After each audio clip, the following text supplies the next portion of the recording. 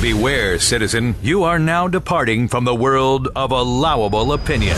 The Tom Woods Show. Welcome, everybody. It's Friday, March 7th, 2014, and we are joined today by Carol Paul. And I will be asking Carol Paul, the matriarch of the Paul family, your questions. That's what we do on this program. When we have names like Ron Paul, Judge Andrew Napolitano, Kane from the WWE, and guests of that caliber like Walter Williams and others, I always solicit the questions from you, the listeners. And you guys posted a whole bunch of them on my Facebook page, facebook.com/Thomas E. Woods. I certainly appreciate that.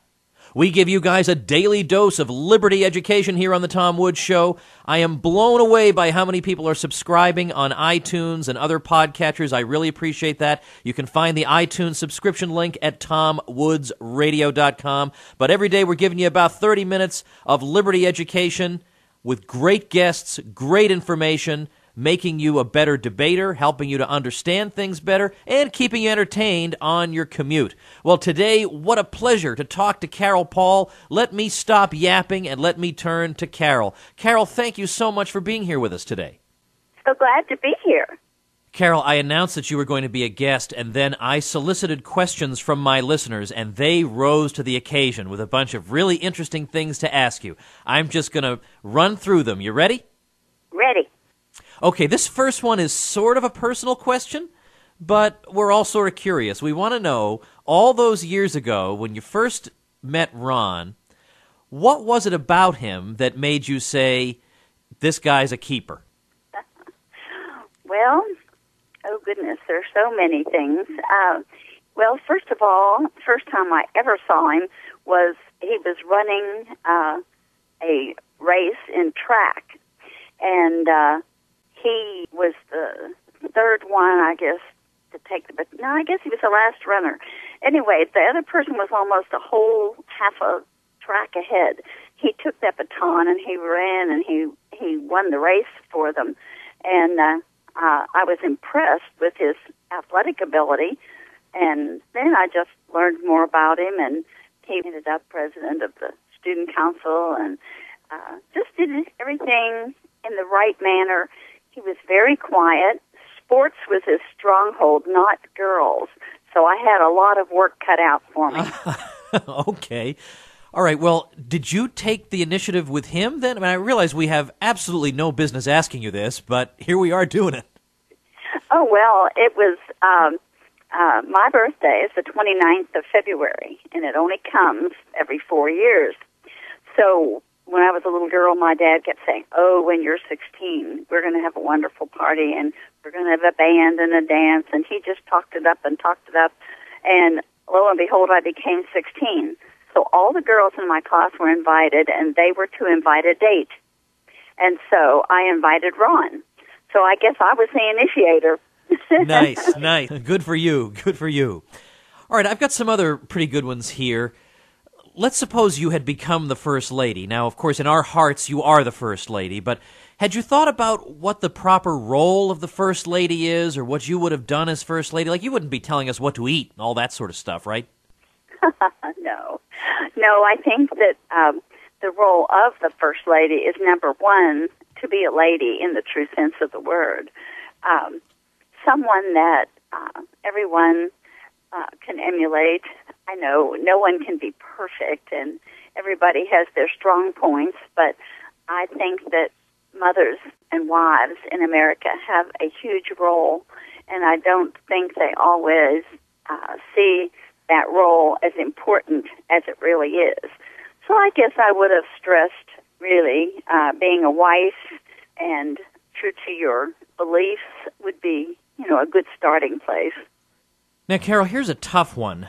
You have a husband in public life, you have a son who's now in public life, and one of the costs of that is that you have to endure a lot of attacks, and a good portion of those attacks are nasty and downright unfair. How have you coped with that? How do you respond to that? How do you feel about that? How do you address this whole problem? Well, there are a couple ways to respond. One is the female of the species is more deadly than the male. So Okay. I would just as soon they not cross my path. And you know about a mother bear and her cubs? Well, I'm a mother bear, and don't particularly take to... Now, constructive criticism is another thing. I can take that, but out-and-out lies and innuendos just don't sit very well with me, and I'm not afraid to let them know. Nice. I notice sometimes, even on your Facebook page, you will come roaring to the defense of your family, and that's just great. All right, here's another listener-supplied question. Is Ron Paul different on stage, let's say in a presidential debate or giving a speech where the general public might see him, than he is at home? I would say no. He's pretty genuine. People, that meet him here at home are amazed, that he is just an ordinary person. And, of course, people love to catch him out on his bicycle or out for a walk. He walks every morning, rides his bike every afternoon, that the weather is nice, and just like every other citizen. And he doesn't have a big ego. He's a real person, and he pretty much is that person on stage or off stage. Did you ever imagine that it would come to this, that your husband would be a beloved international celebrity? Well, no, I probably didn't think of that in the beginning, but what I did know, I was certain that he was my choice, and that whatever he did would be the right thing to do. I had no doubt about that. He wasn't finished his training. We were 21 and 22 when we married, and he hadn't finished medical school yet. But, I knew that I could trust whatever he was going to do to be the best thing for our family, which we had none yet. Right. Well, you know what? That reminds me. When I had you on as a guest on the Peter Schiff Show a couple years ago, you told a story, the details of which I'm sorry I've forgotten, in which one of your kids wound up having to be delivered by Ron quite unexpectedly. Can you tell us that story? Well, let's see.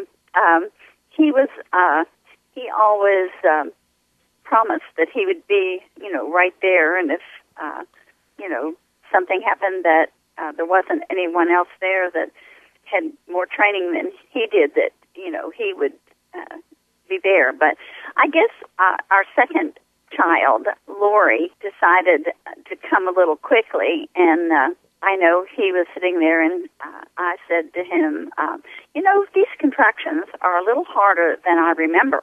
And, of course, Ronnie and Lori are just a year apart, so it hadn't been too long since I had delivered our first child. And he said, oh, you've just forgotten, but he just, more or less to, keep me happy and all, he decided that he would just check. And he looked down and he said, oh, my gosh, I see black hair, you're crowning. And so then everyone believed me, and everyone started racing around, and the resident came racing in, and they said, no, you can't move the bed, and he just opened a sterile pack, and Ron stood there and held her head, and then the resident did the rest of the delivery. And so when the doctor, who was a teaching hospital at Duke University, and by the time he got there, it was all delivered, and I had a gorgeous 8-pound baby girl. So he was really the first one to touch her. That's a wonderful story. I love that story. All right, another question is, we all know that there are some libertarians who can talk about nothing but libertarianism all day long. So there's a road closure, they give you a 10-minute lecture on the government roads. Or they're watching a movie, they have to talk about whether or not it's a libertarian movie. Somebody wants to know, is Ron like this? And I can't imagine that he would be. I don't think he is, but might as well ask you. No. First of all, Ron never gives an opinion if he's not asked for it. He says unsolicited advice is worth nothing. And so, even as a doctor, he would be glad to do anything for anyone, but he would not jump in and say, oh, well, I think you ought to do this, or this. that would be a presumptuous thing in medicine or in life. I mean, if you jump in and, think you know everything, I think that starts a conversation off pretty poorly, and it doesn't help the person come to your way of thinking at all. All right, let's move ahead. I've got this question. Besides her family and her husband, what causes is she most passionate about? That's what I'm supposed to ask you. Well, the men in my family take enough care of the things like that. If I have something that I want to do for me, it would be something in the craft vein. I am a quilter and love to spend time in my quilt room, which Ron says is the nicest room in our house because it has the most light, and I can look out and I can see some deer and I can see some, wildlife, and so I guess. But if you're looking for issues, one of my top issues, of course, is right to life. If you want serious things, if you want fun things, then you get to quilting. Well, we like both. We like serious and fun. Okay. So on the fun topic, somebody asks about your musical tastes and Ron's musical tastes. Are they the same or do they differ? We have pretty much the same taste. I like all music. Ron, he'll like some of the singers that we had in the 50s that, we first danced to and things like that. And, of course, I'm interested in the ballet and things like that. So all type music is something that I'm interested in. And his would be more, he likes music. It would be, more of a background. It wouldn't be a first, I wouldn't think of it first. All right, now suppose we are sitting at the Thanksgiving table in the Paul house, which would have to be a pretty big table. Yes. That was one reason why I wanted to go ahead and build our house. We had 40 acres for probably 40 years and had not done anything with it. And Ron just used it as a place to get out when there was no one else that he could sign out to. He would come and ride out here and had a tractor and do things. And so finally I talked him into building our house out here so that we could build a house, not in a show place, but a house that had a big enough room so that we could have Thanksgiving, Christmas dinner all in one room. So I got my wish about 3 years ago, and we have probably between 42 and 45 people for Thanksgiving and Christmas. All right, so the question that has my listener curious is, what's talked about around a Paul family table like that? Are people talking about politics and the economy? Do they generally just keep it light and enjoy each other's company and forget those issues? What's talked about? Well, we have enough young people. When I mean young, we have 6 great-grandkids who are from age 7 down. So, there's a lot of just trying to keep everybody's food on their plate and get it in their mouth. Right. But the table, it isn't one table, it's one room, but each table might have a different conversation, and we don't have place cards. Everybody gets to sit where they want. Most of the moms end up, we do have a couple little tables, and the kids get to sit, at tables by themselves, so moms are up and down helping kids with plates and things like that, and dads are too. We have wonderful married grandchildren, and their spouses, boys or girls, are wonderful with their kids. We are just, we get along well. The family likes to do things together, and there might be some political conversation, but there's no argument anywhere. I mean, people may be saying, my, what is going to happen, and, because of this, that, or the other, if it's economics or if it's, it would usually steer into economics or foreign policy or something like that, but it's not a dominant feature when they're here. It might be sports because we have one grandson playing for the University of Houston right now, baseball, and so it might be baseball. We have a lot of issues. We have one granddaughter in veterinary school at Cornell in New York. We have one that's a principal of school. He'll have all kind of stories, what happens at school, and we have several teachers. We just pretty versatile. Okay, I've always wanted to ask you this. During the presidential campaigns, now I can't imagine what a mental and physical toll it must take on someone to be involved in a presidential campaign, to be a candidate. Now, we all know your husband's in excellent physical condition. Everybody knows that. But nevertheless, was there any time during those campaigns where you, as his wife, were concerned that he was simply putting too great of a strain on himself? Well,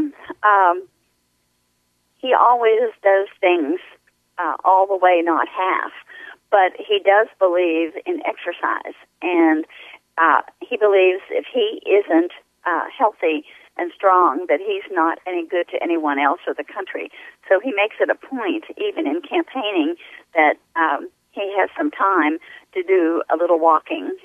He doesn't get the bicycle as much during campaigns, but he always makes sure he gets out and is able to walk. He's really believes exercise is important. Somebody so asked, I don't know whether we pretty much go along to make sure he's protected as much as possible in a way that he does get that time to exercise. I guess and if he does that, he's a pretty happy camper. Well, great. I'm glad it works. All right, here's another one. The person asks, I think it is wonderful to have a spouse who does the right thing and speaks the truth despite the personal cost.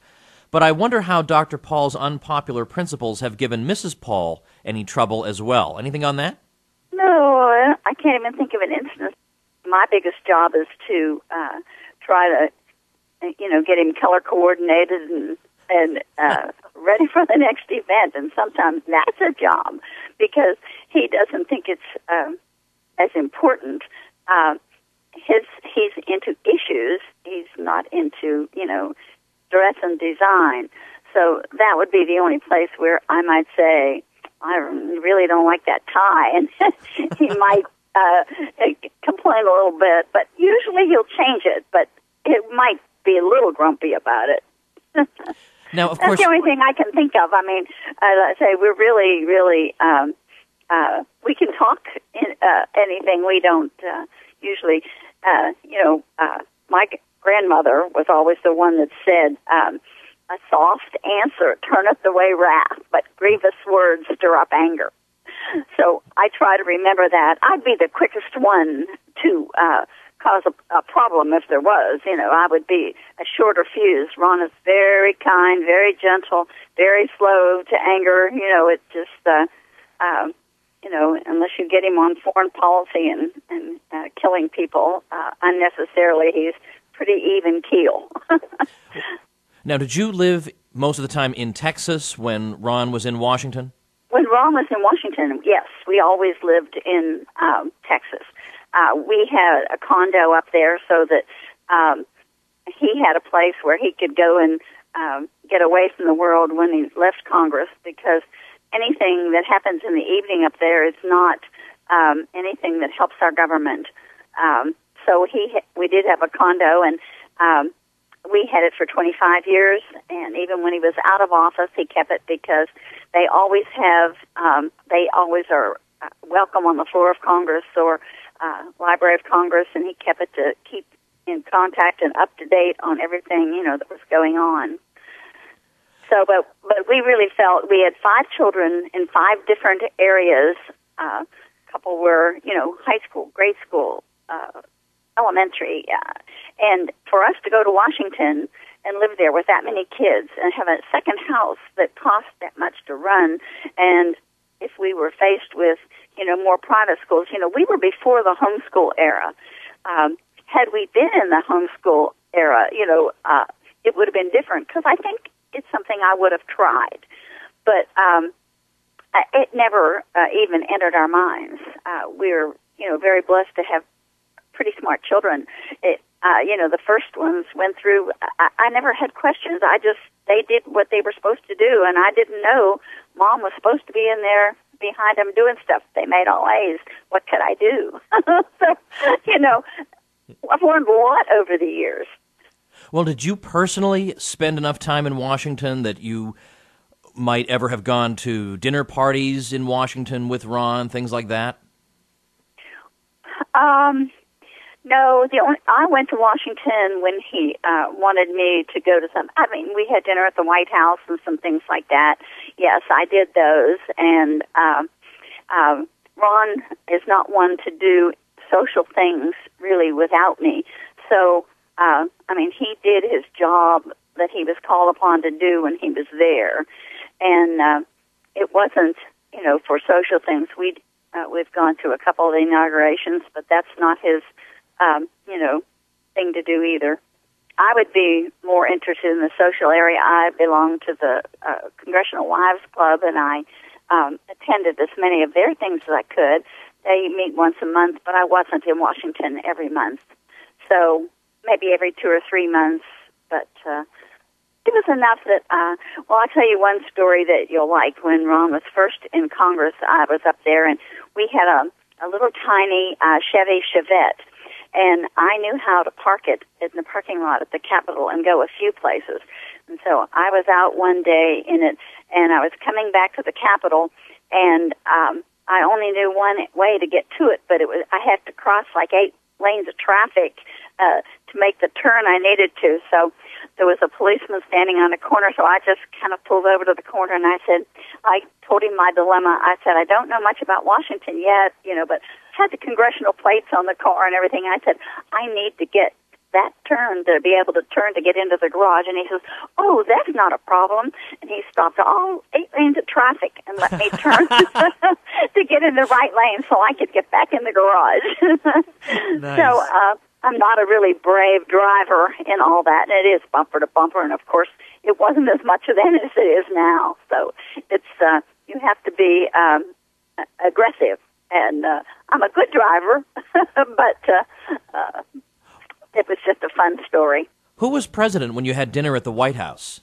We went to one event with Reagan, and I was trying to think. Oh, my goodness, I can't remember who was. Did you ever meet Bill Clinton? We did, and we went to one of the events that when Hillary was off somewhere or something, and it was a rain out for the picnic, and they had it the next day at the White House, and we went, and I know that one of the photographers was saying, come over here if you, want your picture with the president, and we just, quietly kept moving on, because that wasn't one thing we felt we needed. But, no, we were there, the one time we were there for the Reagans, I think that Frank Sinatra sang, and because he was friends with Nancy, and that was nice. I found her to be a very gracious First Lady, and hated the fact that some of the things that she had to go through in the press, because she was a really very nice person, really was supportive of her husband, and but the press can just change a lot of things every now and then, and I'm used to looking at saying if it's in the paper, it's probably not true. All right, one more question before I let you go. What was your relationship like with the other candidates' wives during the presidential campaigns? It was all cordial. I probably knew Ann Romney the best. I thought she was a really nice person. I thought she was a good mother and grandmother. We had more in common being married to the same person that many years. We just had a little bit more. One of her sons is a doctor in his residency, and of course 3 of our kids are doctors. We had things to talk about, and she was very nice. But no one was not nice. It was a very interesting situation, and each time it was different. Well, Carol Paul, I can't thank you enough for taking some time with us today and being such a good sport, answering all our questions. Everybody was excited they'd get to ask you something, and I tried to ask as many of them as I could. And we're just all thrilled to be able to hear about your experiences and to find out a little bit about the behind the scenes in the Paul family. So thanks so much for being here. It was a real pleasure. Oh, you're welcome. I hope that it was fun for everybody. Well, it was just fantastic. Thanks, Carol. That's Carol Paul, everybody. I hope you enjoyed our chit-chat. Couple quick things. I've got some upcoming events. March 15th is the State Convention of the Young Americans for Liberty in Arkansas. I'll be speaking there. April 9th, I'll be speaking at Florida Southern College. April 10th at Liberty University in Lynchburg, Virginia. And then May 9th in Provo, Utah, we're having an NSA event.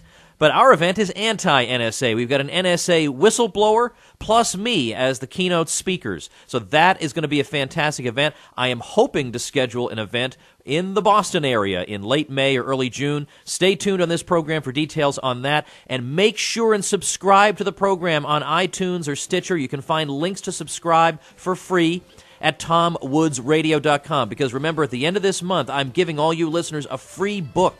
It's a free ebook of transcripts of all the great and exciting interviews we did on this program in 2013. It's like Liberty 101, this book. It's huge and it's free, and only you listeners are going to know how to get it. So make sure you subscribe on iTunes, and we'll see you guys next week. Thanks for listening. The Tom Woods Show.